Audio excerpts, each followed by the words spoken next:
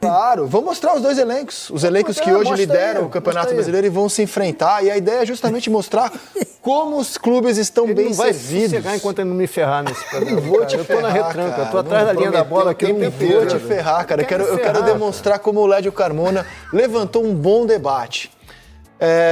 Aqui estão os goleiros.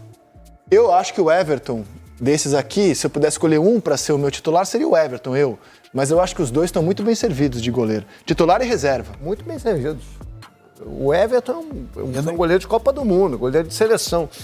Mas acho que o John, acho que é um goleiro que é um dos melhores goleiros do campeonato. O Gatito vai defender a seleção do Paraguai nos Jogos Olímpicos. Ele, inclusive, provavelmente hoje não estará no banco. Ele foi o Raul Stephens. Ele foi liberado. Terceiro goleiro. O Everton, eu confesso a você que há algumas temporadas eu considero o Everton um dos melhores goleiros brasileiros em atividade no futebol. A história daquele 4-3 passa pela atuação fulgurante do Hendrick, mas todo mundo às vezes parece esquecer que se o Everton não defende o pênalti, o jogo teria outro roteiro. E ele faz uma grande defesa no chute do Eduardo, no finalzinho. Mas esse pênalti é a defesa do campeonato, né? Então, assim, ele tem naquele jogo uma parcela de construção daquela vitória impressionante. Geralmente não é lembrada. A gente lembra mais de quem fez o quê com a bola rolando. Mas talvez, se ele não tivesse... E assim, ultimamente tenho visto que ele não figura em lista de seleção brasileira. Ele, para mim, ainda é um goleiro de seleção brasileira. O John me parece um goleiro promissor, com uma certa dificuldade em bolas cruzadas sobre a área, de sair para atacar essa bola. E outra dificuldade, ambas que o Everton não tem, que é da reposição da bola em jogo. A capacidade de ser preciso na reposição. E no pique, vamos agora passear pelos jogadores de defesa das duas equipes. O Botafogo perdeu o Adrielson no ano passado, personagem daquela partida, né, foi expulso. E ficou com os seguintes jogadores de defesa nesse ano: Damian Soares, Matheus Ponte, Lucas Halter, Bastos fazendo um ótimo campeonato, Alexander Barbosa, Marçal, Cuiabano, Hugo. O Palmeiras tem o Mike, que joga às vezes como ponta direita, Marcos Rocha, o Agustin Giray, que hoje não pode jogar, ainda não foi regularizado, Gustavo Gomes, Murilo, Naves, Piquerez, Vanderlan, tem o Vitor Reis também, garoto tem o Caio da Paulista base. do Palmeiras também. Caio Paulista, que está machucado. A gente colocou os principais jogadores de defesa. Eu acho que de defesa o Palmeiras tem uma vantagem aqui, hein? Tem, acho que tem. Para mim tem no gol também. Eu acho que o Marcelo Lomba é um reserva hoje mais confiável do que o Gatito. E acho que em todas essas posições aí, não que os jogadores do Botafogo sejam frágeis, não é isso. O elenco do Botafogo é muito bom, mas em comparação aos jogadores do Palmeiras, são jogadores que precisam ainda se estabelecer. Mas eu acho que na comparação com o Flamengo e Palmeiras, por exemplo, é o setor em que o Botafogo fica mais a dever, no meu Eu acho, inclusive, que o Botafogo precisa de um outro zagueiro titular. Nas opções defensivas. Até onde fica muito claro, assim, que pra mim ele está porque atrás não do está Palmeiras ali e do Flamengo. O Pablo, que só conseguiu jogar 20 minutos, se não me engano. Né? E aí no meio, o Botafogo, essa briga boa do meio, cara. O Botafogo, com Marlon Freitas, Danilo Barbosa, Gregory, Alan, recém-chegado, Tietê, Patrick de Paula, Eduardo, Almada, recém-chegado, Romero, Diego Hernandes, e o Palmeiras com Menino, Aníbal Moreno, Richard Rios, Zé Rafael, Veiga, Rômulo, Maurício, Felipe Anderson. Quer que tem mais garrafa vazia para vender nesse setor? Aí é boa a briga, hein, cara? A briga é boa porque, difícil aí. Se a gente olhar os jogadores do Palmeiras, né, por exemplo, a gente olha o Aníbal Moreno, um jogador que raramente joga mal, né? Mas o Botafogo teve de volta o Marlon Freitas essa temporada, que tá muito bem também. Sob a orientação do Arthur Jorge, ele cresceu muito. Aí a gente olha o Richard Rios, pra mim tá na seleção da Copa América. Sem dúvida. Sem dúvida. Contratou o Maurício. Mas o Botafogo tem o Gregory e o Danilo Barbosa, que sempre estão bem ali também no meio campo. Ele trouxe o Alan, né? Trouxe o Alan, que já foi jogador de seleção, e o Almada, que é campeão do mundo com a Argentina. Pra tentar resumir, eu acho que o Palmeiras tem um nível técnico um pouquinho maior nesse setor, mas o Botafogo tem mais opções para mudar um jogo, em relação à característica dos jogadores. O Palmeiras até ganhou isso com o Felipe Anderson e com o Maurício, né? A gente ainda vai ver isso acontecer quando eles entrarem na equipe. Mas o Botafogo já tem ali peças que estão mais habituadas, mesmo sendo ali um pouquinho abaixo tecnicamente. Sem os reforços, eu achava o Botafogo melhor. Com os reforços, eu acho que tem um equilíbrio. Agora, tem que ver como esses reforços vão entrar. Tem um equilíbrio. sem os reforços, pra mim era Botafogo. O Botafogo, Agora por exemplo, você tem o esperar. Almada, né, Led? O Almada, pra mim, é um Pois é, meio a que gente tem tem que ver potencial como é de que ser... esse jogador E eu não chegar. posso normalizar como em tão pouco tempo a SAF do Botafogo colocou o clube nesse patamar. trabalho é sabe? ótimo. De competir com os melhores Trabalho elencos de do formação do continente, elenco é não é ótimo. só do Brasil. É Né? ótimo. O Botafogo hoje compete com os melhores E outra elencos coisa, do tem continente. identidade. A maioria dos jogadores obedecem a um modelo de contratação. Caras que precisam se afirmar no futebol nacional e que tem uma coisa que pra mim é fundamental no futebol. Aliam força, física e técnica. Acho que o Botafogo é o elenco que fisicamente ele é muito difícil de ser batido. Porque em 2020, quando o Palmeiras estava ganhando a Libertadores, o Botafogo estava discutindo se ele ia continuar existindo. Verdade. Então, em muito pouco tempo, a SAF conseguiu colocar o Botafogo esportivamente no patamar onde ele sempre mereceu estar. E pro ataque, olha só, pega essa aí. Em 2020, Palmeiras ganhava a Libertadores e o Botafogo discutia se continuaria existindo. E hoje eles brigam pela liderança do campeonato. Estão aqui as opções ofensivas: Tiquinho Soares, Júnior Santos, Luiz Henrique, Savarino, Igor Jesus, Jefinho, Carlos Alberto, Segovinha, Flaco Lopes, Estevão, Rony, Dudu e Lázaro. E aí, PC? Olha, o Estevão é, no momento, a revelação do Campeonato Brasileiro. Desse primeiro turno, o Estevão é a revelação do Campeonato Brasileiro.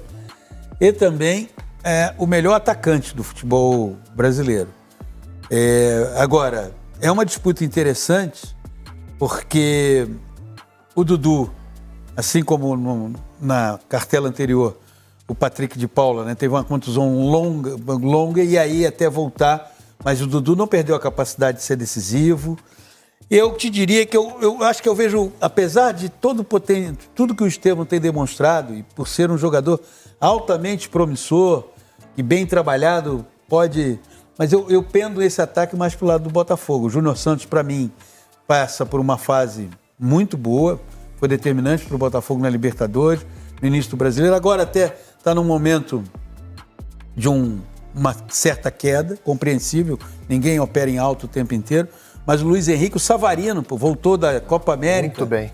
E se você for fazer um recorte dos gols marcados pelo Botafogo, a participação do Savarino, ela é constante. O Igor Jesus vem bem Se eu referendado. fosse montar o meu time hoje com essas opções, eu colocaria 2 alvinegros e 1 alviverde. O alviverde é o Estevão. O Estevão. Eu colocaria o Júnior Santos e Luiz Henrique. Seria o meu trio de Você está ataque. concordando com tudo que eu falei semana passada, é isso? Tudo eu não sei, mas geralmente eu concordo, mais do que discordo. Eu falei que o Botafogo está competindo hoje em elenco Por com o isso que Flamengo a e gente com o Palmeiras. demonstrou isso agora, nomes por nomes, inspirado na sua fala. Agora, o Carlos Alberto e o Matheus e o Segovia vão continuar? Eles voltaram, né? Eles voltaram, né? São jogadores menos importantes. Eu continuaria pelo menos com o Carlos Alberto.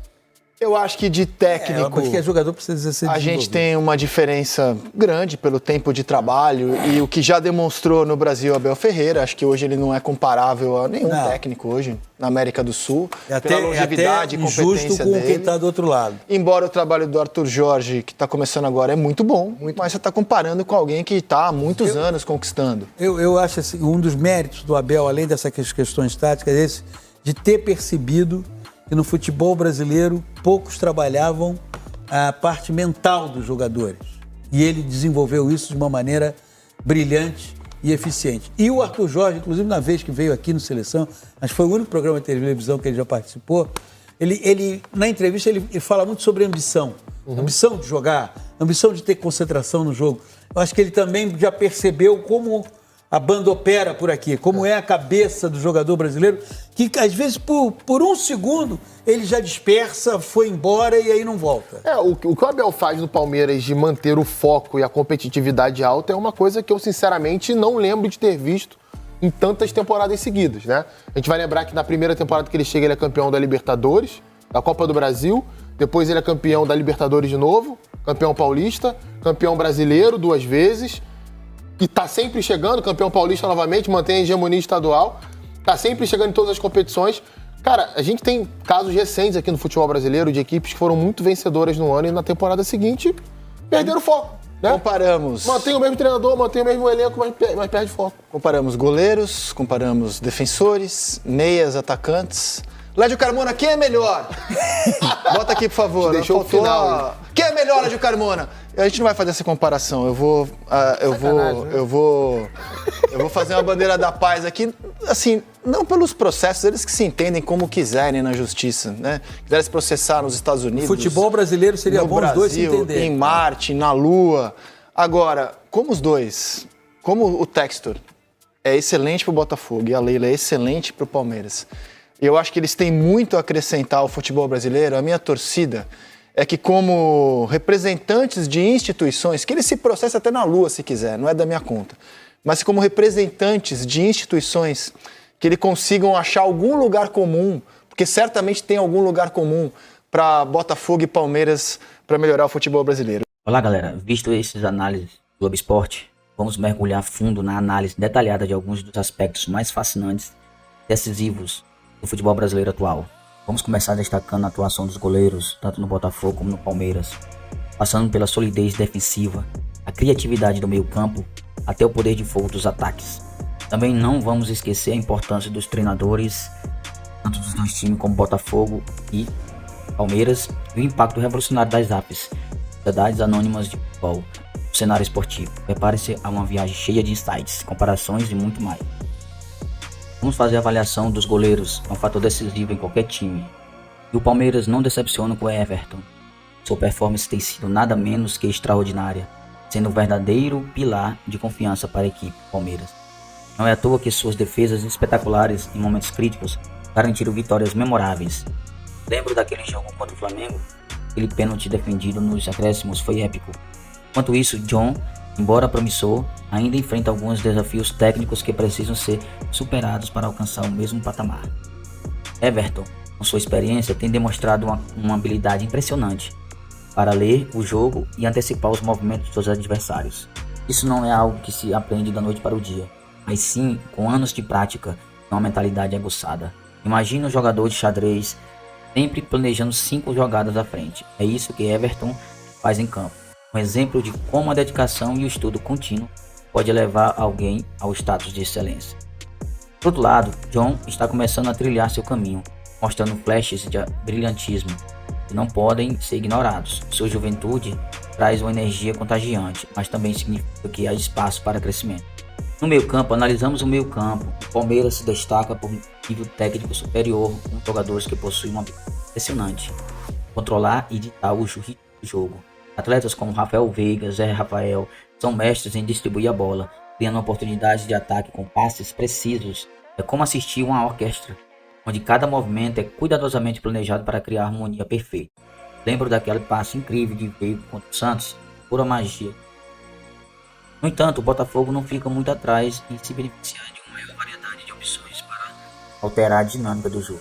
Jogadores versáteis como Tietê e Lucas Fernandes, o time consegue se adaptar rapidamente em diferentes situações, mudando de estratégias com essa flexibilidade é crucial, especialmente em jogos onde a tática inicial não está funcionando. Também vou fazer análise do Botafogo sobre a gestão da SAF, levando o clube a competir com os melhores do continente. Essa mudança rápida e eficiente mostra como uma boa administração. Lembra quando o Botafogo estava lutando para não cair? Hoje, graças à SAF, o clube está brigando por títulos e atraindo talentos internacionais. É um verdadeiro exemplo de como gestão profissional pode fazer a diferença no futebol. A gestão da SAF do Botafogo trouxe não apenas recursos financeiros, mas também uma nova mentalidade de trabalho e profissionalismo. As estruturas do clube foram modernizadas e a equipe técnica recebeu o suporte necessário para desenvolver um trabalho de excelência. Isso se reflete em campo, onde a equipe joga com mais confiança e organização. Essa abordagem lembra a revolução que ocorreu no Manchester City, com a chegada dos novos investidores, transformando o clube em uma potência europeia. E assim encerramos mais uma análise detalhada aqui no Gol de Ouro. Ao longo deste vídeo, exploramos a performance decisiva dos goleiros, a solidez das defesas, a criatividade no meio-campo e o poder avassalador dos ataques. Discutimos também a genialidade dos treinadores e o impacto transformador das APs no futebol brasileiro. Cada detalhe, cada jogada, cada estratégia mostra como o futebol é um esporte complexo e apaixonante. Agradecemos a sua companhia, esperamos que tenha aproveitado. Não se esqueça de deixar seus comentários, curtir o vídeo e se inscrever no canal para não perder nenhuma atualização. Até a próxima. Lembre-se, no Gol de Ouro, o futebol é levado a sério, mas com aquele toque de emoção que todos nós amamos. Valeu, galera. Obrigado.